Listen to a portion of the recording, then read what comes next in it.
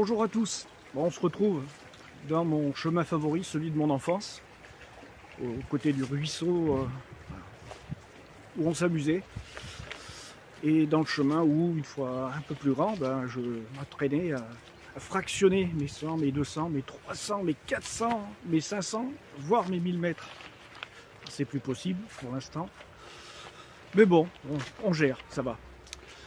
Alors, je vous remercie déjà pour les vues, pour vos messages. Ça m'a fait plaisir de vous retrouver. Bon, vous avez vu, 4 ans, hein, c'est long. Alors, comme je vous ai expliqué dans la vidéo, j'avais vendu la maison en France et acheté en Espagne. Alors, c'était un projet qu'on avait en tête depuis très longtemps. Hein. Très longtemps, pour la retraite, mais bon, les choses n'étaient pas établies. Et puis il y a eu un point de bascule qui a été, on va dire, politique, hein, même si les gens n'aiment pas parler de ça. C'était la réélection de celui qu'on a comme président. Je ne sais pas si on peut lui donner le terme de président, mais enfin bon, cette personne. Et ça a été pour nous décisif, sa réélection, avec ce qu'on avait pu connaître. Et vous connaissez, si pour les plus anciens, mes opinions concernant pas mal de sujets. Hein, je suis quelqu'un d'assez tranché. Donc, on a pris la décision de vendre la villa. Parce qu'on ne peut pas dire que c'était une villa, grand terrain, grande maison, conditions de vie excellentes. Et pour acheter en Espagne, dans une région proche de la région de ma famille, donc en l'occurrence Murcia. Et donc, bon, je vous le dis, on est installé sur une ville qui s'appelle Pedreguer, qui est à 15 minutes du bord de mer et à 15 minutes de la ville principale la plus proche.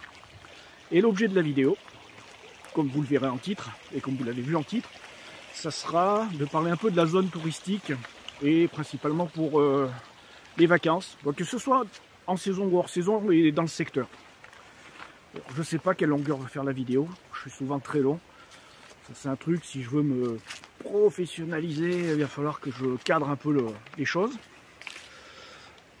C'est une région que je connais bien, parce que bien sûr, avant d'acheter, il a fallu visiter.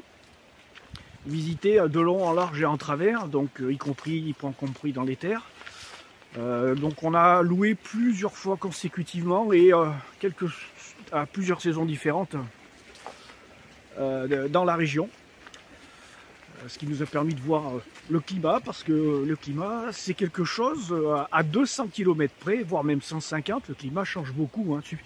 Il suffit que vous ayez une barrière montagneuse, soit dans les terres, soit entre la ville où vous vous trouvez et une autre ville, et pas forcément une barrière montagneuse très élevée, hein, quelque chose 100 mètres, 200 mètres de hauteur, c'est déjà une barrière montagneuse, hein, quand vous êtes au niveau de la mer. Et ça va changer totalement le climat.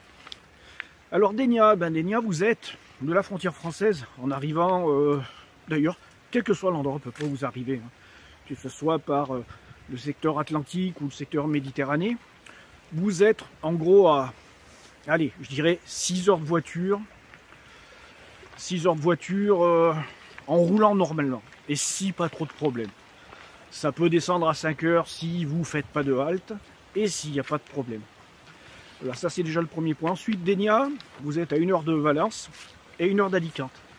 2 grands aéroports internationaux qui sont relativement bien desservis en France, donc à partir de Lyon, voire même de Toulouse, et puis de Paris bien sûr. Donc ça c'est déjà un bonus. Donc vous êtes à 1 heure de chaque côté. Possibilité de location, ça c'est un truc intéressant, bien sûr, comme dans tous les aéroports. Une agence que je vous recommande, avec laquelle je n'ai aucun deal, mais chez qui j'ai loué systématiquement lorsque j'ai voyagé un peu en Espagne à divers points, c'est l'agence Santoro. Les prix sont tout à fait corrects, bien plus abordables que par des agences qu'on va dire connues internationalement. Et puis ensuite il y a des forfaits, enfin dire, j'appelle ça all inclusive, mais c'est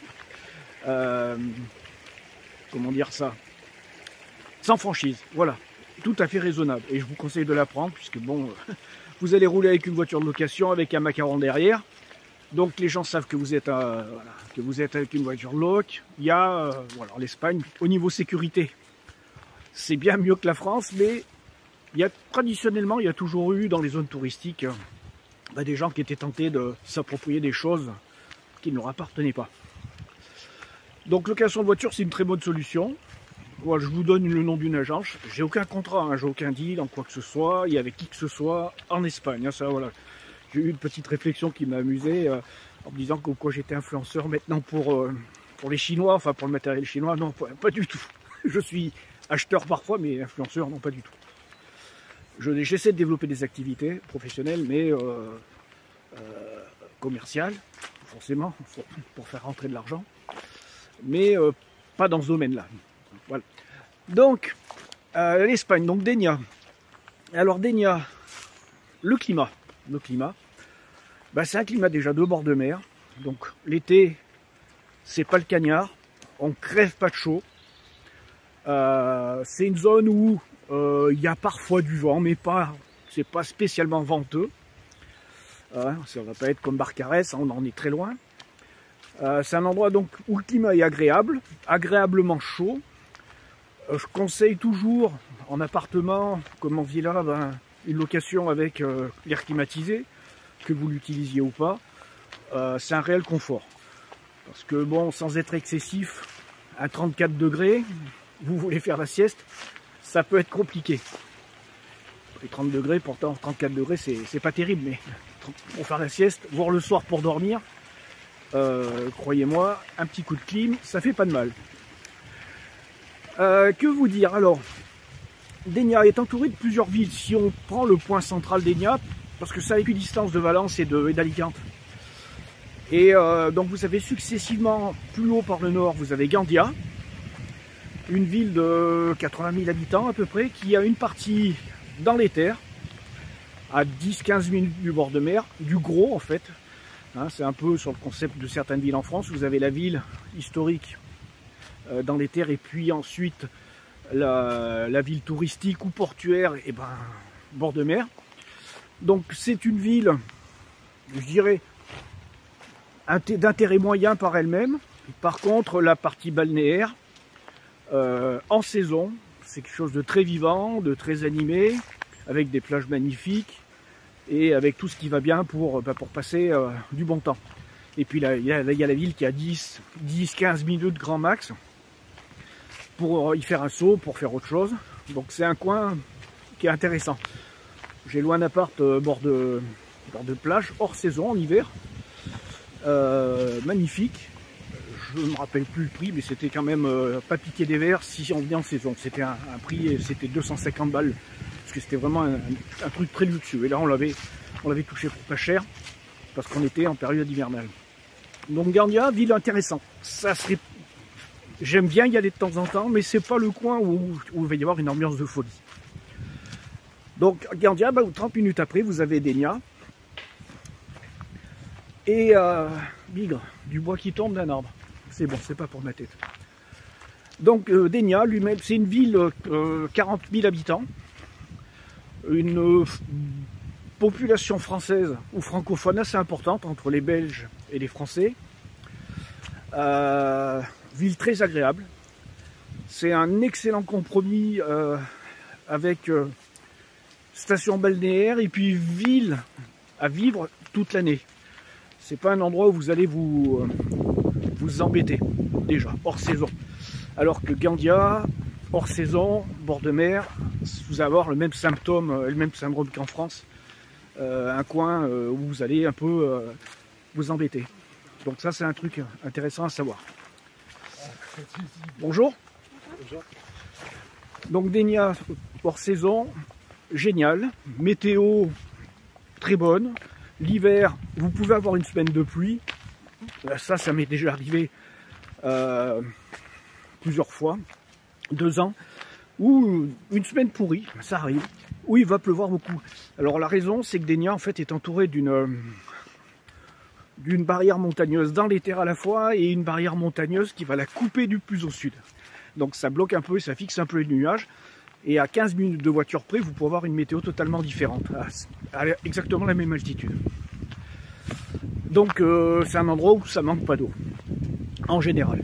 Bien qu'il y ait des communes dans le secteur aux alentours, ce qui pose de gros problèmes pour d'ailleurs au niveau des prises de décision politiques par les municipalités et les promoteurs immobiliers, avec quelques jeux de pression. Mais voilà, c'est un endroit, météo toute l'année excellente, parfois un peu de pluie, c'est pas désertique. C'est un endroit où il y a vous pouvez faire beaucoup de randonnées, à partir du moment où vous allez rentrer un peu dans les terres. Que dire, beaucoup de restaurants, une rue qui doit faire 200 mètres de long, on fait une ruelle à tapas avec des estancos à droite à gauche, une rambla, on va l'appeler comme ça, principale, qui doit faire dans les 400 mètres de long, avec les boutiques de luxe, etc. etc.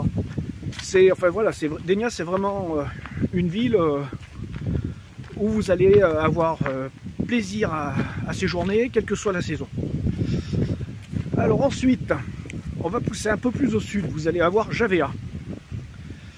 Donc Javea, ville qui doit être dans les 30 000 habitants, je crois, peut-être. Un peu comme Dénia, mais absolument pas la même structure. C'est beaucoup plus station balnéaire et hors saison, ça va être beaucoup plus calme. Alors à savoir que les locations vont être moins chères à Gandia, augmenter à Dénia, augmenter encore à Javea, que ce soit appart ou maison, et puis augmenter encore un peu plus loin à une ville qu'on appelle Morera, qui est aux alentours des 10-12 000 habitants. Et puis ensuite ça va commencer à décroître. C'est assez marrant, il y a des zones comme ça qui sont plus prisées. Et donc les prix, je vous en reparlerai un peu juste après. Donc Javea, c'est une station balnéaire. Moi j'adore, il y a un magnifique passéo. Et puis avec des restaurants tout le long, une plage magnifique. Et au niveau resto, il y a vraiment tout ce qu'il faut dans tous les styles. Et à des prix très intéressants, voire plus si vous avez le portefeuille qui déborde. Donc, ce qu'il faut savoir sur Dénia comme Javea, vous avez une population étrangère permanente, assez importante, des gens qui sont à la retraite, qui ont quitté la Hollande, qui ont quitté l'Allemagne, qui ont quitté la France, qui ont quitté la Belgique. Donc, quelle que soit votre nationalité, et si vous êtes francophone, vous arriverez toujours à avoir du monde pour vous faire des potes, que ce soit pour des randos, des sorties ou quel que soit le type d'activité. Alors, Javea, qu'est-ce qu'il y a particulier à dire à Javea? Donc Javea est très intéressant puisqu'il y a toute une partie vraiment vieille ville qui a sa propre ambiance. Qui est celle d'une ambiance. Enfin, c'est vraiment une ville où il y a une ambiance. D'ailleurs, on va parler ambiance. Chaque ville a vraiment son ambiance. C'est vraiment. Vous avez beau être dans la même région, chacune des villes qui sont sur la côte vont avoir leur particularité. Donc ça, c'est. Et en fonction de ce que vous recherchez, vous allez trouver chaussures à votre pied, quoi, forcément. Donc, la vieille ville de Javea, très sympa aussi. Donc on va pousser un peu plus loin Morera. Alors Morera, c'est là où les prix décollent à la verticale encore un peu plus. C'est une station balnéaire. Je ne sais pas si on pourrait trouver un modèle un peu français. Non, ça a sa particularité. Il y a beaucoup de Hollandais. D'ailleurs, beaucoup d'Hollandais en Espagne. Une augmentation, déjà que c'est en augmentation. C'est-à-dire qu'avant, j'avais remarqué qu'ils avaient tendance à être sur le secteur Barcelone, et avant Barcelone, et ils ont descendu et cherché un peu plus de soleil, voire même chercher des prix plus bas, parce que il y a une crise immobilière en Espagne qui est très sévère. Donc Morera, ville très sympa, atmosphère qui lui est propre, et c'est un endroit de villégiature très intéressant, mais là les prix vous allez en prendre pour votre matricule. Donc ensuite un peu plus bas vous avez Altea. Alors Altea, il y a toute la particularité déjà que vous allez être sur une plage à galets. Donc ça c'est... Bon, on aime, on n'aime pas. Nice, il y a des galets. Saint-Raphaël, je crois, pas Saint-Raphaël, Fréjus. Non, c'est pas Fréjus non plus. Merde. Ah, je sais pas le nom. Bref, beaucoup plus bas. Il y a des galets. Il y en a que ça gêne, il y en a que ça gêne pas. C'est au choix.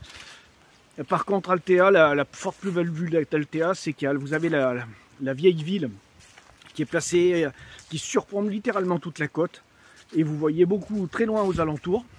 C'est magnifique. Et cette ville-là, en fait, est la partie vieille ville autour de l'église est hyper touristique, avec les petits commerces que les dames adorent.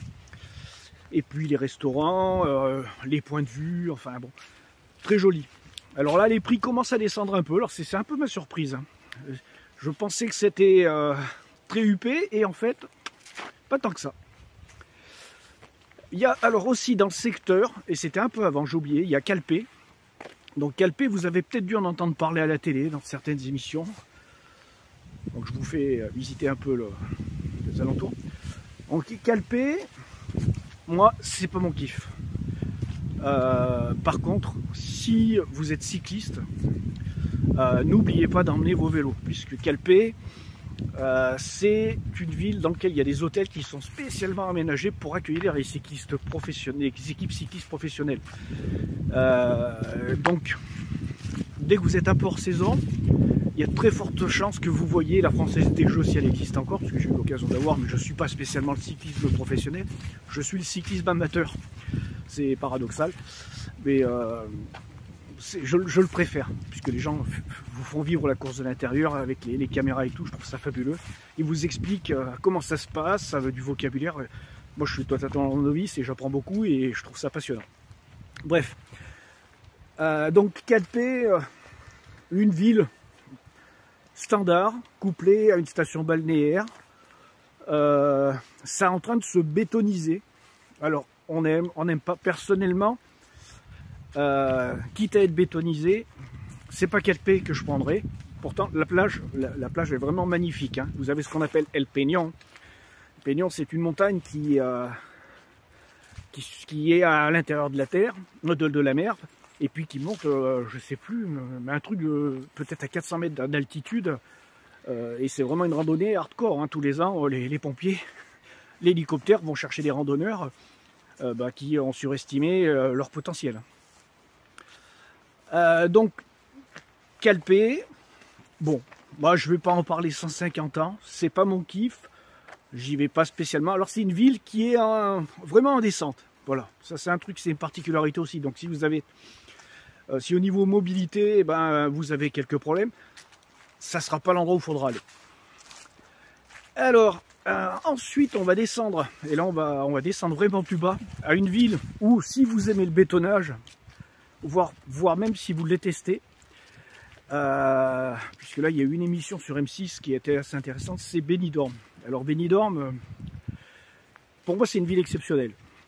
Je suis à la campagne, j'adore la campagne, mais par contre quand je vais en vacances, j'ai envie de voir du monde, j'ai envie que ça bouge, j'ai pas envie de m'emmerder, quoi. Donc on est toujours avec mon épouse en train de bouger à droite à gauche, et on a déjà loué plein de fois à Benidorm.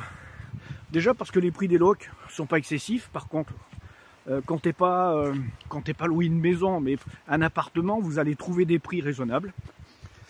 Et vous allez pouvoir même être très proche de la mer. Alors les plages, il y en a qui sont... Il y a ce qu'on appelle Levante, c'est là où le soleil levant. Et Poniente, c'est là où le soleil se couche.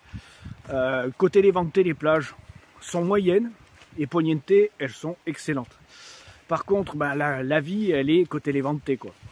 Et c'est là où vous avez un paseo qui fait 2 km de long, bord de mer, avec que des restos, des bars à fiesta. Alors pas les boîtes de nuit, mais des bars à fiesta, des restos, des cafés-concerts, etc., etc. Et vous avez centre-ville pas loin. Alors le Benidorm, c'est la ville de villégiature des Britanniques, hein. La classe moyenne britannique, voire même de la classe moyenne moins britannique. Et ils descendent le vendredi, ils se prennent une caisse, dès qu'ils arrivent, ils brûlent au soleil sur la plage, et puis ils repartent le dimanche. Et ils viennent y enterrer leurs filles, leur vie de garçon. Les femmes en font pareil. Enfin, vous les voyez, les Anglais débarquent et ils y vivent en permanence. C'est une très très forte communauté britannique. Et c'est des bons vivants, c'est vraiment des gros fêtards, hein, et sans aucune limite. Hein. On a un peu des stéréotypes, des clichés, mais c'est assez marrant de voir. Parfois, vous avez 3 générations qui sont en vacances en même temps, et vous allez avoir le père, le fils, le père et le grand-père, et puis tous avec le même habit, le même morphotype. Enfin bon, c'est assez marrant. Bon, je suis un peu moqueur aussi, mais voilà, je pense qu'ils en font de même avec nous, donc c'est de bonne guerre. Donc Benidorm, vous aimez les endroits où ça bouge, c'est là où il faut être, c'est là où il faut aller, vous ne vous ferez jamais chier. Hors saison, toujours de la vie. La ville, 75 000 habitants, l'hiver, ça bouge, alors pas autant que l'été, puisque dans chacune des villes de la côte espagnole, vous allez avoir une population qui va être multipliée par 2 à 3 l'été, au minimum. Donc Benidorm, c'est géant, quoi, c'est énorme. Franchement, c'est démesuré. Déjà, quand vous arrivez par l'autoroute, vous voyez ces barres de gratte-ciel, parce qu'en fait, c'est la ville où il y a le plus de buildings en Europe, quoi. Ça me fait penser un peu à Rio de Janeiro, à cause des montagnes avoisinantes. Et puis le climat, et puis bah, ces ports de mer. Enfin, c'est vraiment un coin, moi je kiffe, et c'est dans le coin dans lequel je vais souvent manger. Parce qu'il y a de très très bons coins, restaurants, et finalement c'est qu'à une demi-heure de Dénia. Alors, maintenant on va parler des prix. Donc comme je vous le disais, les prix pour louer, bah, ça va dépendre de la saison. Et vous allez avoir des tranches de 30% à différents mois. En fonction des... Si vous êtes en 2 champs, enfin pour 2 personnes, 4 personnes ou 6 personnes à chaque fois, vous allez rajouter 20 à 30%. Vous voyez, vous prenez un appart 2 personnes sur Gandia en saison, vous allez être sur les 100 €. Vous rajoutez 2 personnes, ben, vous rajoutez 50 €, 30 à 50 €, vous rajoutez encore 2 personnes, vous voyez, ça grimpe comme ça. Et de la même façon, si vous passez sur une maison, et ben, vous rajoutez 30%. Et ça va dépendre de la distance avec la plage. Et cette règle à peu près des 20-30%, vous allez la retrouver à chaque fois que vous montez en nombre de personnes par appartement et si vous changez, passez d'appartement à maison. Et ça va être valable sur toutes les villes que je viens de vous énoncer. Alors également, il y a le facteur distance de la mer. Si vous vous éloignez de la mer, et ben de la même façon, il va y avoir ce facteur 30% qui va s'appliquer, où les prix vont baisser de 30%. Ensuite, ce facteur 30%, il va être valable hors saison. Alors, moyenne saison, donc juin, septembre, vous allez avoir des prix par rapport à juillet et août. Déjà, vous allez avoir une variation entre juillet et août, hein, mais elle va être minime, peut-être 10-15%. Mais entre pleine saison et moyenne saison, vous allez descendre de 25-30%. Donc ça, c'est une chose intéressante. Ensuite, quand vous allez être hors saison, vous allez être proche des prix inférieurs de 45% environ, mais avec une remontée qui va se produire dans chacune des villes, qui aura lieu pendant les fêtes de Noël. Alors le facteur il est simple, c'est qu'il y a de la demande, aussi bien les Espagnols qui viennent sur la côte, que les résidents étrangers qui viennent prendre un peu de lumière, un peu de soleil. Et bon, crescendo, pareil, vous allez retrouver ces 20-30% entre Gandia, Dénia, Javea, Morera, et à partir de Morera, ça va redescendre sur Calpe, le prix va redescendre un peu, Benidorm va descendre un peu. Et puis j'ai oublié de parler aussi d'une petite ville qui est pas loin de Benidorm, qui s'appelle Villajoyosa, qui est très sympathique, parce que son bord de mer, il y a une ville joyeuse, hein. Je le traduis. Il y a plusieurs noms, mais c'est ville joyeuse. Et les appartements que vous allez avoir en bord de mer vont être peints avec des couleurs assez vives, ce qui donne tout de suite un cachet très agréable, très sympathique. Voilà, donc, que vous dire d'autre sur ces villes? Alors, bien sûr, vous allez avoir des villes dans les terres. Vous allez rentrer sur les barrières montagneuses, puisque l'Espagne, sur la côte méditerranéenne, pour l'essentiel, c'est plage, parfois quelques falaises, mais principalement plage. Et dans les terres, entre 5 et 30 km, vous allez avoir une barrière montagneuse qui nécessite et qui demande une bonne demi-heure à être traversée.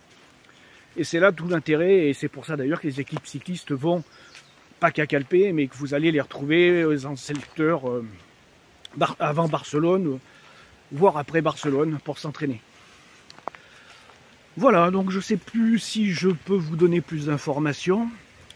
Donc je suis allé sur toutes ces villes. Je suis allé aussi visiter dans les terres. Alors la particularité de cette région, c'est qu'on ne s'y ennuie jamais. Hein. Hors saison ou pas, on ne s'y ennuie jamais. Vous pouvez, en fonction de votre envie, aller d'une de ces villes à une autre. Vous êtes vraiment pas très loin. Quand vous êtes à Dénia, vous êtes à une demi-heure de Gandia, même pas, et une demi-heure de Benidorm. Et c'est un point central qui est vraiment fabuleux. Alors Dénia, ensuite, il y a un marché le lundi, qui est un marché principalement vestimentaire ou accessoire. Et vous avez sur Dénia même, 2 fois par semaine, vous avez le marché où là vous allez avoir l'alimentaire. Donc ça c'est un truc très intéressant. Vous avez aussi un marché couvert, incomparable avec celui de El Mercado Central de Valence, qui est vraiment incroyable. Mais voilà, chaque petite ville va aussi avoir son petit marché couvert, un peu comme vous retrouvez ça en France, mais maintenant dont l'usage est plutôt limité. Voilà. Bon, est-ce que je suis amoureux de Dénia? Franchement, j'ai aucun regret d'être allé là-bas. Ça sera un endroit qui sera très agréable à vivre. Alors concernant, on va un peu aborder, puisque là je vais être sur le retour, on va un peu aborder les prix. Donc je en rappelle, hein, Gandia, appartement 2 personnes, donc studio, la journée, en saison comptez 100 €. Voilà, et puis appliquer en fonction des options, cette fameuse tranche de 20 à 30% sur la distance, sur le nombre d'hébergements ou sur le passage à une maison plutôt qu'un appartement. Et vous allez rajouter aussi cette fameuse tranche si vous allez vous rapprocher de Dénia, si vous allez vous rapprocher de Javea, si vous allez vous rapprocher de Morera, et ensuite vous allez avoir une redescente du prix. Et puis dans les terres, ce phénomène aussi. Alors, concernant le prix de l'immobilier et les problèmes d'immobilier en Espagne, c'est la même galère pour les Espagnols qu'au Portugal. L'État espagnol prend des mesures qui visent à augmenter le nombre de logements disponibles. Est-ce qu'il s'y prend bien? J'ai des doutes. Mais les Espagnols ont 2 gros problèmes pour se loger, puisque les gens qui ont des biens immobiliers préfèrent les mettre en location Airbnb ou autre. À savoir qu'en Espagne, pour mettre un bien en location, il faut que la maison ou l'appartement ait une licence touristique. Et pour vous dire que la crise elle est extrême, sur Dénia, il y a eu un arrêté. Il ne délivre plus de licence touristique pour les appartements ou les maisons, de façon à ce que les maisons arrivent sur le marché pour les gens qui sont résidents. Donc ensuite, concernant les logements pour les achats, c'est la pénurie également. Et vous avez des prix qui sont en augmentation. Alors pour l'achat, qui sont en augmentation pour les maisons de l'ordre de 5% par an. Bonjour. Bonjour, ça va? Ça va? En promenade. Et est-ce que je pourrais vous montrer le beau chien? Voilà. Normalement, je venais avec mes chiens ici, mais mes chiens, ils taillent la route et ils sont ingérables dès qu'il y a des crosses du monde. Et ils foutent la pétoche à tout le monde, puisque le border collie prend tout le monde pour des moutons. Donc, qu'est-ce que j'étais en train de vous raconter concernant oui, l'immobilier, donc grosse crise immobilière, et donc les Espagnols ne peuvent pas se loger. Tout est racheté, alors, soit par les étrangers, qui ont de la caillasse.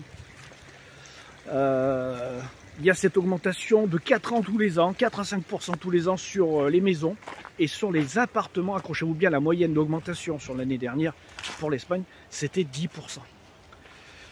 Alors des données intéressantes, parce que je pense quand on parle d'immobilier, que ce soit locatif ou quand on va dans un pays, c'est bien d'avoir quelques informations pour savoir où on débarque. Donc les Espagnols, en 2000, les moins de 30 ans, plus de 60% étaient propriétaires. Alors, ça ne voulait pas dire qu'ils avaient déjà payé leur logement, mais ils étaient propriétaires. Maintenant, on est descendu à 18-20%. Les Espagnols ne peuvent plus acheter de logement à cause de l'augmentation des prix. Alors, c'est assez paradoxal, puisqu'il y a eu cette crise de 2008, équivalente au subprime, hein, où le marché espagnol a été inondé de maisons puisque les gens ne pouvaient plus payer et les banques ont saisi les maisons. Enfin, il y a eu des ventes aux enchères et puis il y a tout un tas de maisons. Il y a plusieurs millions que j'essaie de me rappeler. Il doit y avoir 2 à 3 millions de logements vacants en Espagne, dont un nombre important appartiennent aux banques mais ne sont pas mis sur le marché par les banques pour ne pas faire chuter le prix de l'immobilier, d'une part, et secondo parce que beaucoup de ces logements en fait sont dans des zones reculées, rurales, et qui se désertifient. Alors pas se désertifient du point de vue climatique, mais où en fait les Espagnols, que les jeunes ont déserté parce qu'en fait il n'y avait pas de boulot.